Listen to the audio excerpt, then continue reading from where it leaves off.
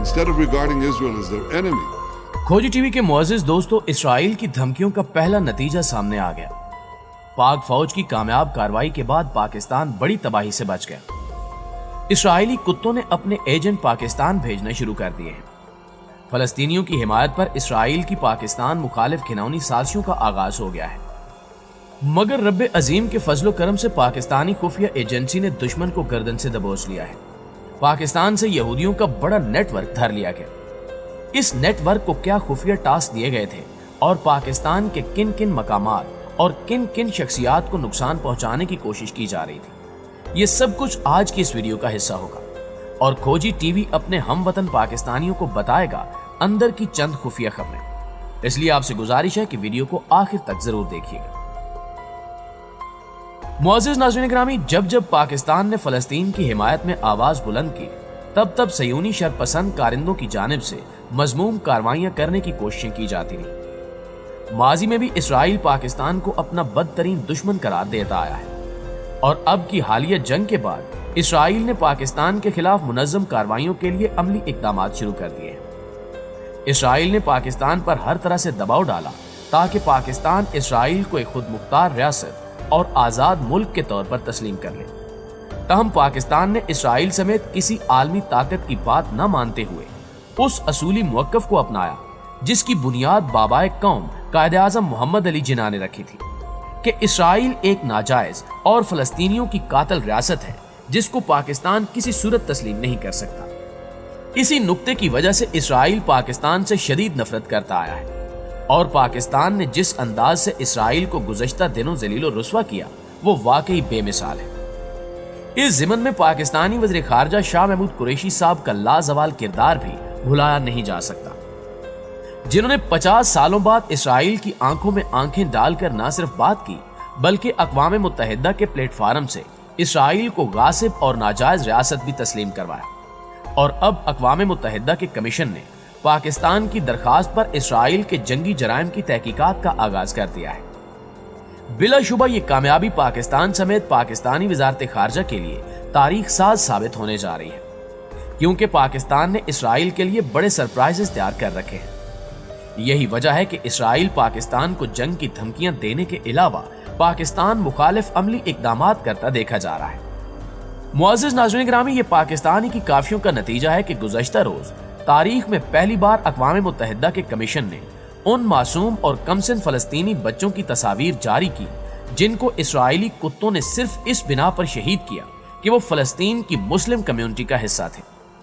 हालिया जंग में शहीद होने वाले कमसिन मुसलमान बच्चों की तस्वीर और डिटेल्स ने पूरी दुनिया पर आश्कार किया कि इसराइली कुत्ते कितने सफाक हैं और यही इसराइली कुत्ते हकीकी मानों में दहशतगर्द कहलवाने के लायक भी हैं, जिनके जुल्म और सितम से फलस्तीन लहूलुहान है। पाकिस्तान की इस बेमिसाल कामयाबी से इसराइल को सख्त तकलीफ पहुंची है और उसने पाकिस्तान में अपने कारिंदे भेजकर मजमूम कार्रवाइयों का सिलसिला शुरू कर दिया है। गुज़श्ता रोज अक़वाम मुत्तहिदा की हिदायत पर अमरीकी अखबार न्यूयॉर्क टाइम्स ने हालिया इसराइली हमलों में शहीद होने वाले 60 से ज्यादा फलस्तीनी मुस्लिम बच्चों की तस्वीर, इनके नामों और उम्रों समेत शाया कर दी।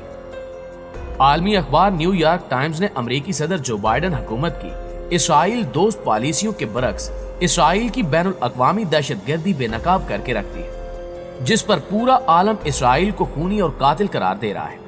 न्यूयॉर्क टाइम्स में वो सिर्फ बच्चे थे कि उन्वान से शाया होने वाले एक मजमून में होशरुबा तफसीलात दुनिया से शेयर की गई। इस मजमून में बताया गया कि इसराइल और हमास के माबैन जंग शुरू होने के कुछ ही मिनट बाद एक 5 साला बच्चे ब्राउल गराबी को, जबकि 16 साला मुस्तफा उबैद को 10 मई की शाम शहीद किया गया। तकरीबन इसी दौरान गजा में 4 बच्चों को बैक वक्त शहीद कर दिया गया, जिनकी उम्रें 2, 6, 10 और 11 साल थी, जिस पर उनके अहले खाना गम से निढाल हो गए, क्योंकि एक ही खानदान में 4 की शहादत हुई।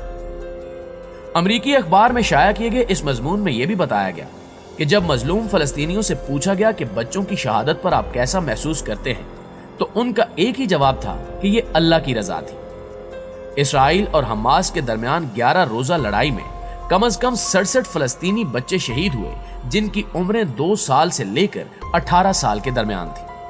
पाकिस्तान की जानिब से आला सिफारतकारी की वजह से ही اقوام متحدہ نے اسرائیل کے خلاف تحقیقات کا حکم دیا، جس کے بعد یہ تصاویر اور معلومات منظر عام پر آئیں، اور یہی وجہ ہے کہ گزشتہ روز ایک اور اہم خبر سامنے آئی ہے، جس کے مطابق اسرائیل نے پاکستان میں ایک نیٹ ورک بھیج کر فرقہ واریت کا بازار گرم رکھنے کی گھناؤنی سازش کی، جسے پاک فوج نے بر وقت دھر لیا۔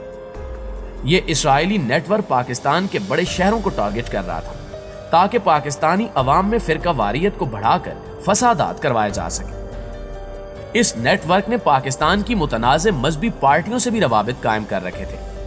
یہ وہی پارٹیاں ہیں جن کے متعلق متعدد بار یہ انکشاف سامنے آ چکا ہے کہ ان کی فنڈنگ یہودی اور قادیانی کرتے ہیں، اور پھر یہی پارٹیز پاکستان میں رہتے ہوئے فرقہ واریت کے نام پر وہ اودھم مچاتی ہیں کہ اللہ کی پناہ۔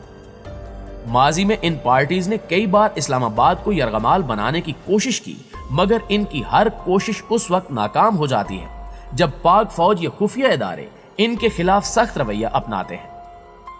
اب کی بار پکڑے جانے والے اسرائیلی نیٹ ورک کے حوالے سے ISPR نے یہ بیان جاری کیا کہ ایک اسرائیلی گروہ پاکستان میں فرقہ واریت پھیلانا چاہتا تھا، مگر قومی اداروں کی بر وقت کارروائی سے یہ گروہ پکڑا گیا اور پاکستان ایک بڑی تباہی سے بچ گیا۔ ناظرین گرامی، اس تازہ پیش رفت سے آپ اندازہ لگا سکتے ہیں کہ اسرائیل کیسے پاکستان کے خلاف اپنی کارروائیاں سر انجام دے رہا ہے۔ یہودی قوتیں چاہتی ہیں کہ پاکستان اسرائیل کو ایک ملک کے طور پر تسلیم کرتے ہوئے فلسطینیوں کے حق میں آواز بلند کرنے سے گریز کرے، تاہم ایسا ہونا ناممکن ہے، کیونکہ پاکستان کی 20 کروڑ سے زائد کی آبادی کے دل فلسطینی مسلم خاندانوں کے ساتھ دھڑکتے ہیں، اور اسلام کے ماننے والے اپنے بہن بھائیوں سے کبھی غداری نہیں کر سکتے۔ پاکستانی جان کے نذرانے تو پیش کر سکتے ہیں، مگر غاصب اسرائیل کو تسلیم کرنا ان کی غیرت ایمانی کے خلاف ہے۔ اسرائیل کو تسلیم کرنے یا نہ کرنے کے حوالے سے ماہرین سیاست کہتے ہیں کہ پاکستان کے لیے اسرائیل کو تسلیم کرنا ایک بہت بڑا فیصلہ ہے، اور اس کے کئی اہم پہلو ہیں۔ یہ فیصلہ پاکستانی شہریوں کی رائے سے براہ راست جڑا ہوا ہے۔ کوئی بھی حکومت اتنا اہم فیصلہ عوام کو اعتماد میں لیے بغیر نہیں کر سکتی، جس کی بڑی وجہ اسرائیل کے بارے میں عام لوگوں کے جذبات ہیں، جو کئی دہائیوں سے اسے ایک غاصب قوت سمجھتے ہیں۔ یہ معاملہ پاکستان کے لیے اس قدر اہمیت کا حامل ہے کہ اس پر عوامی ریفرنڈم تک کی ضرورت پیش آ سکتی ہے۔ اس کی چند ایک بنیادی وجوہات ہیں۔ دراصل اسرائیل نے ماضی میں فلسطینیوں اور اس کے عرب پڑوسیوں کے ساتھ معاہدوں پر دستخط کیے، مگر اسرائیل نے ان تمام معاہدوں کو توڑ ڈالا۔ اس لیے یہ توقع کرنا بے وقوفی ہوگی کہ اسرائیل پاکستان کے ساتھ کیے گئے کسی بھی معاہدے کی پاسداری کرے گا۔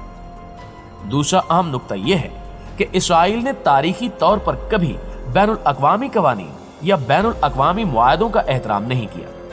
اسرائیل فلسطین کے لیے 2 یا 1 ریاستی حل میں سے کسی کے لیے بھی سنجیدہ نہیں ہے۔